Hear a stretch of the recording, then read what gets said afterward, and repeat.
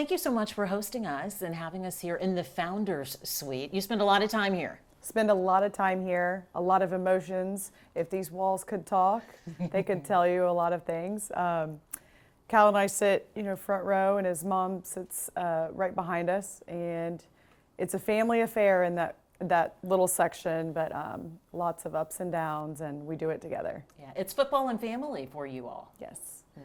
When Bob brought the Texans back to Houston, or brought the NFL team back to Houston, that's what it was about. It was about the city of Houston, and you feel like a family here in Houston because you're always helping each other.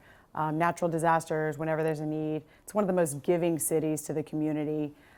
So when there was a hole in the heart of the community, he knew what it was, and it was football, because football brings so many people together. It brings a community together, and there's truly no other sport that is more team-oriented.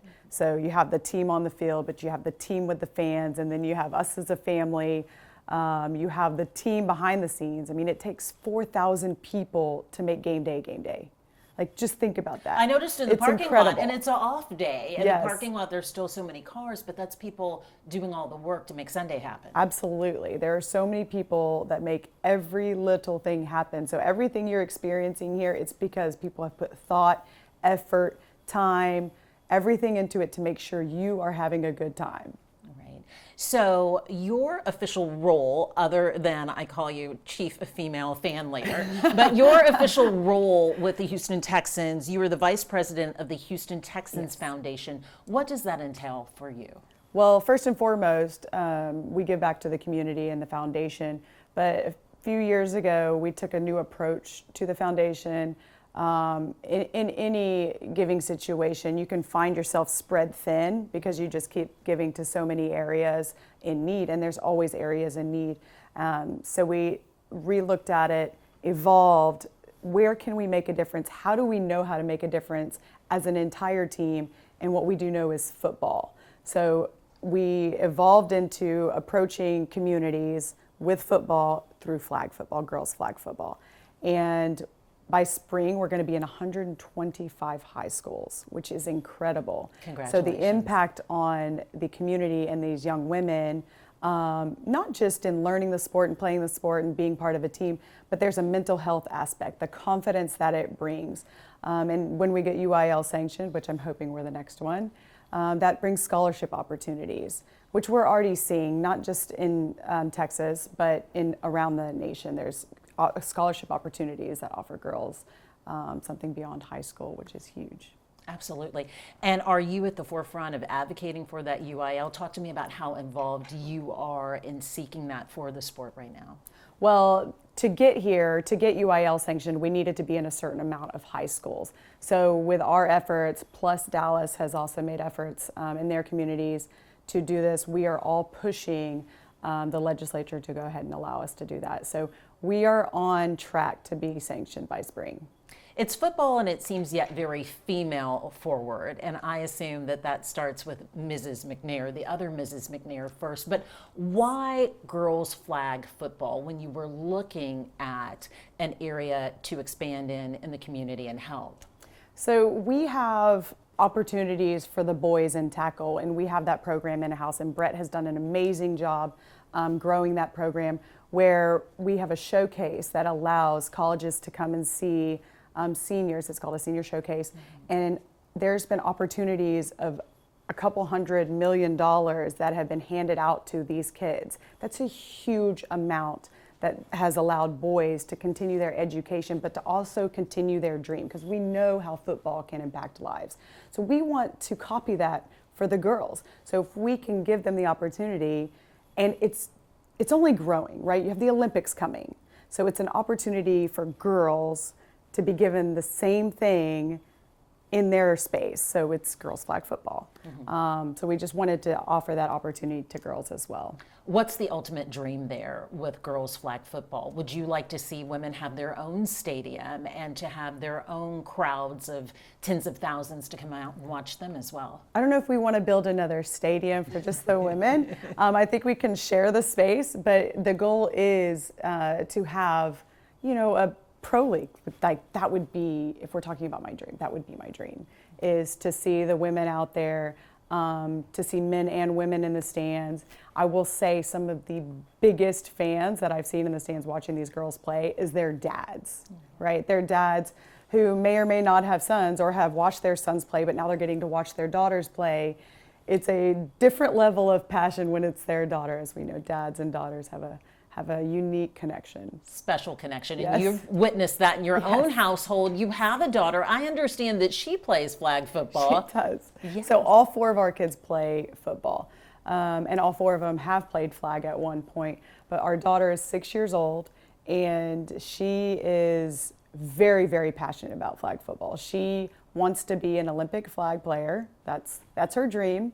So we'll try to help her get there, but she's got to earn that spot, and we'll be here along the road and help her on her path to be an Olympic flag player. I'm sure she is a phenomenal coach, but does Her mom dad?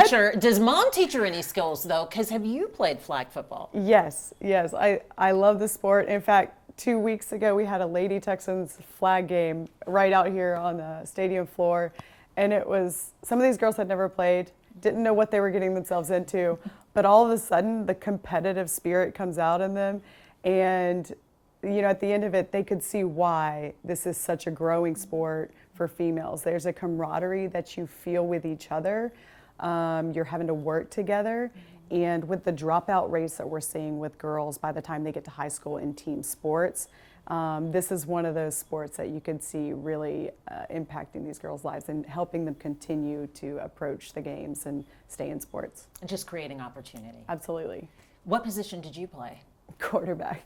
Of course. Of course you It was out played of quarterback. necessity. I love defense. I like rushing the passer. So when we played a couple weeks ago, that's what I did. I said, I'll be defense, I'll rush the passer, which was really fun. Jamila was the quarterback for the other team, so I got to see her often.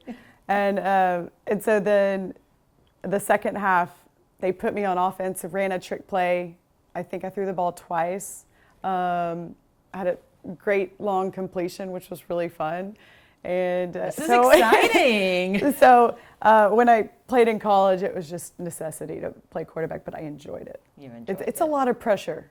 Oh, a of lot of course. pressure. The quarterback gives you an all new respect, right, for anyone who plays in that Yes. position and plays the game. There's so much you have to see, and you have to see everything develop, but you also have to lead your team. So your mental toughness has to be a little bit more than the rest of the team, because you got to lead them. You got to get them back in that huddle. You got to call the next play after a failed play or after a successful play. You got to keep them grounded and keep going. Well, if you need a player, sign me up, put me in, coach. Yes. I'm ready to go. Don't It need is to be so much quarterback, fun. but I can be a receiver. I'm just saying. I had Look at these quite a arms. few bruises. I had quite a few bruises over those next few days. I don't remember how I got them, but I do remember how much fun it was to play with the ladies.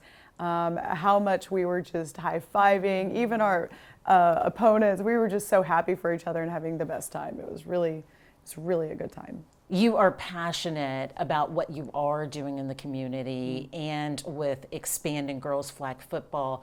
But I want to talk about your presence within the league now.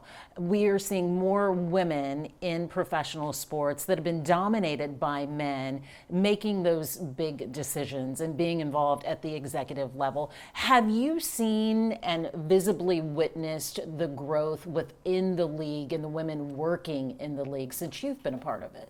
Absolutely. Just in the league office, I've seen a lot more faces, especially in the C-suite. It's really encouraging to a lot of women and to a lot of young girls.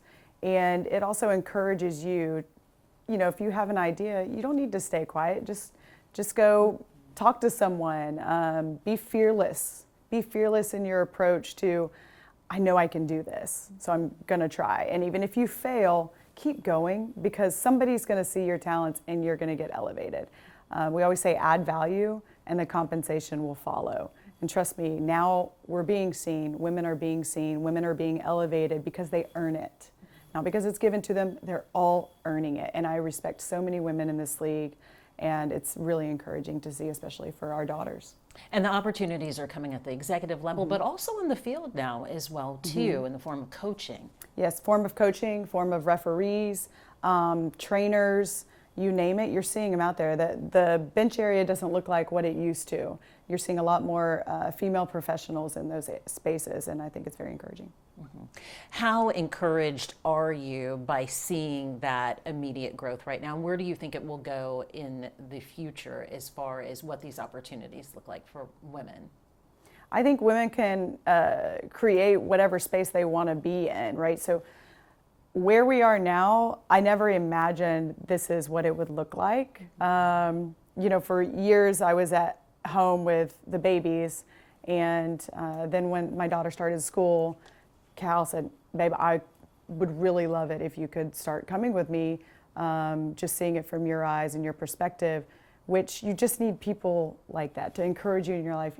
You're not stuck wherever you are. If you have the drive, if you have the want, you can go do it. There's nothing stopping women right now. Like, there really isn't. I don't think I haven't seen it, but there's not a whole lot of barriers to entry like there used to be, which is all we want, right? You want to be able to go pursue anything you want to, and I think that I feel like we're there, especially with a supportive husband who's embracing his wife to come right next to him.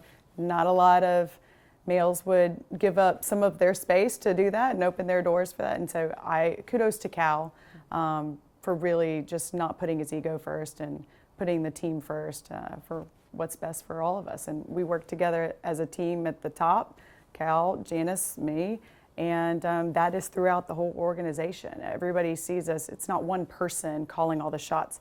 Everybody's working together for the best outcome, and I think that's the message we want to send. Everyone work together for the best outcome, no matter your sex, no matter anything. Anybody can contribute to the success. It's a collaborative effort. Absolutely. Absolutely. Now, some fans, however, might say that you're the one running the show. How would you respond to those fans? No, I am not running the show.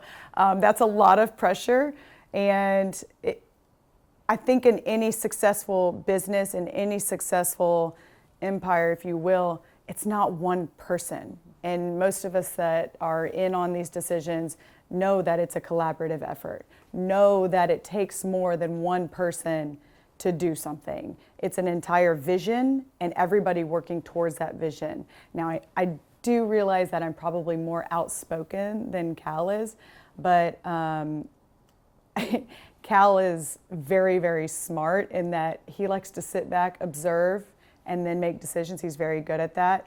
I'm very passionate, and he's more reserved. He is, but underneath, I can tell you when those games are exciting, he is as pumped as anyone, and I'm just probably showing it better. So I would say everything, we're talking about everything in this building 24/7. Because we're very, very passionate about the success of the team, about the success of every person in this building, whether you're on football, whether you're on business, because ultimately it's about this community and what can we do that can uplift this community to levels it never has seen.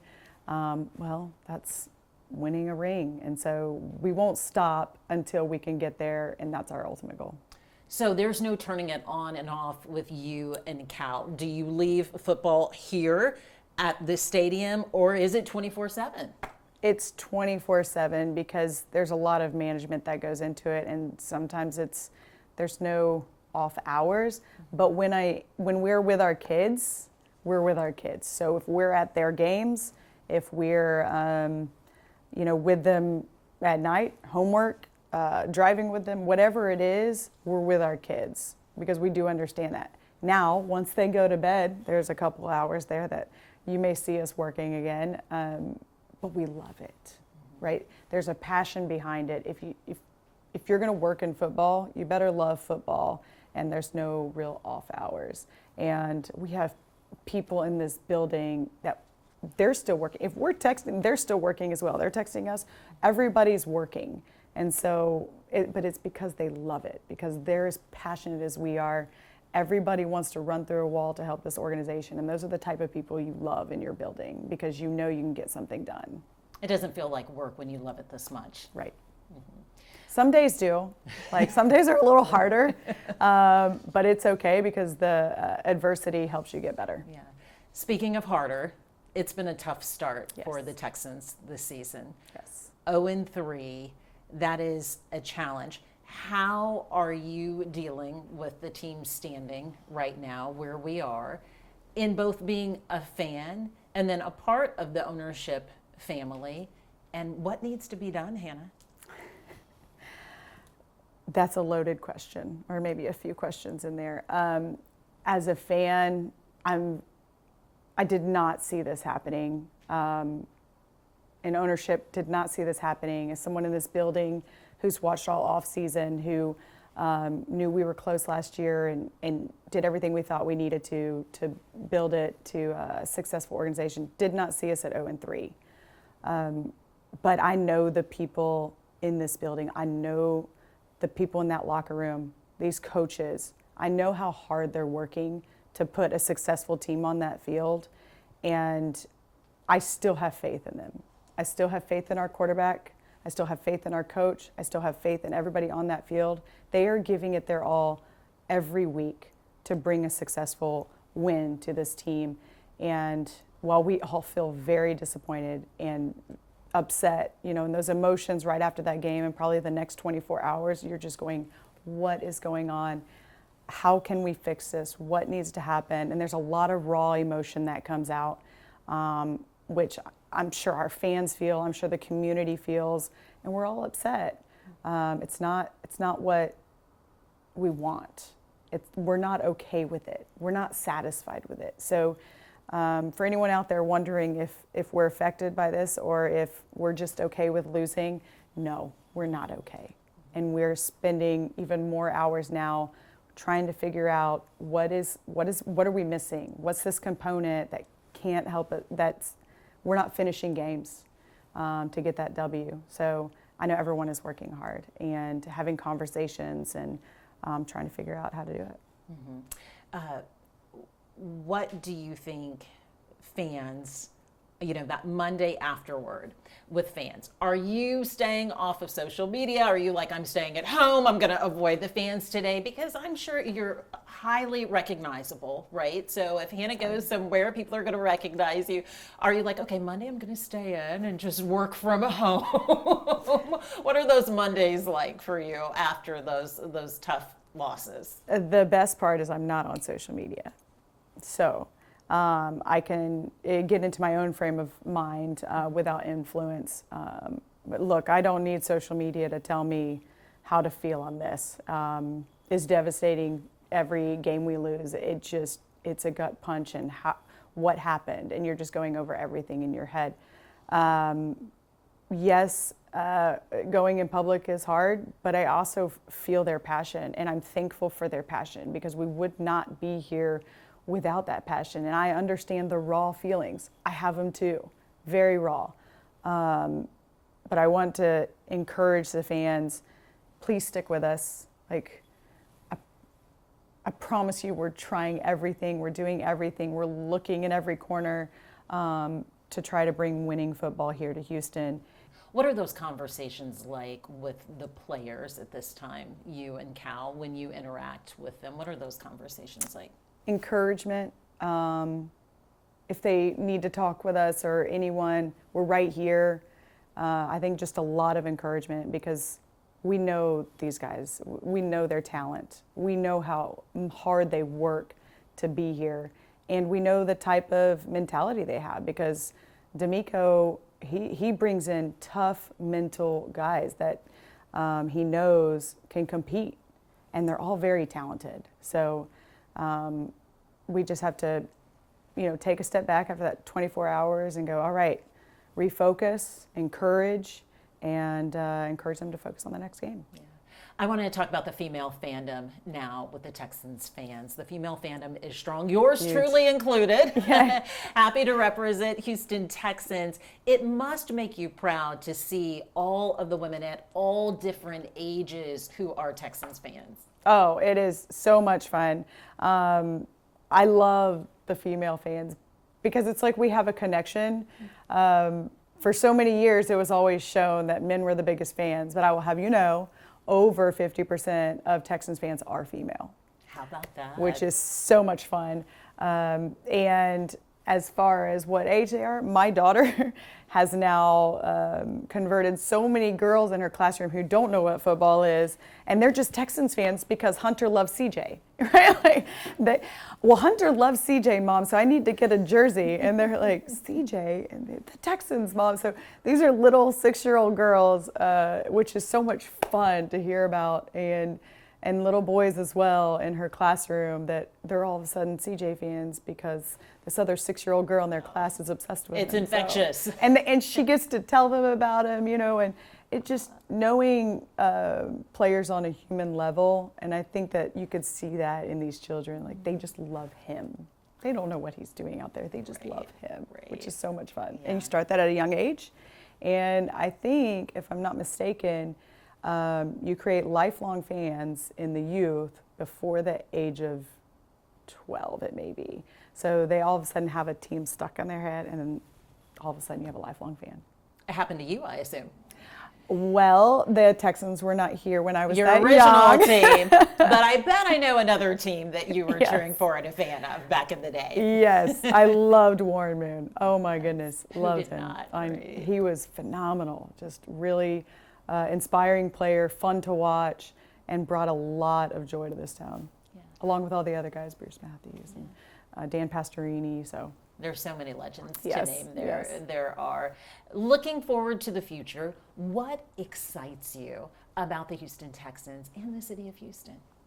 Well, Houston is only growing. I believe Harris County is the 3rd largest growing community in the States. And so we're only growing, which is exciting because our fan base hopefully gets bigger. And I think for the team, it's only going to get better. I think we have the right leaders in place to be successful for a long time. I know saying that at 0-3 is hard to believe for many people, but when you're in the building, there's a belief in this building together that I think can take us a long way. And I think that with girls flag also being out there, I think we're only going to grow it even more. And the Olympics is going to have flag football, which you've never seen before. So I think there's just so many possibilities in the future. 13 siblings, Hannah? Yes, I have 10 sisters and 3 brothers, and I have a twin sister. So it is a lot of fun. And actually this week, You have your own football team. My son goes, "Hey Mom, I have to do a family tree. How many aunts and uncles do I have?" And I sat there and went, "Oh my goodness, you have 26." Immediate, not, second. So that's a lot. There's a lot of, on my side, there's, I think, the same amount of grandkids for my dad, which is really a lot of fun. And most of us live in a 5-mile radius. So the cousins are always seeing each other. They have a blast together. And we laugh because I started a Texans baseball organization back in 2021. Mm-hmm. And my nephews, who are now younger, the dads are, doing baseball in the backyard, and they're sending me videos going, "All right, you're next player." And I'm going, "Man, I did not know I'd be having another organization for so long, but here we are." And I have from high school to 9U. So it's a lot. I employ about 25 coaches, a few trainers, and a nutritionist, a professional sports mental coach, Dr. Andrews. And really this program is about reaching youth and helping them holistically grow in a world that is detaching them from each other so much. Just with social media, it's putting them all together as a team. Same thing football does, but just having them engage with each other in a community that has their back. So trying to do something different with youth sports that is not out there much, but here we are. I started it not thinking anything because I just saw, I said this could be a little bit better, and it's going the wrong direction. So, and then here we are.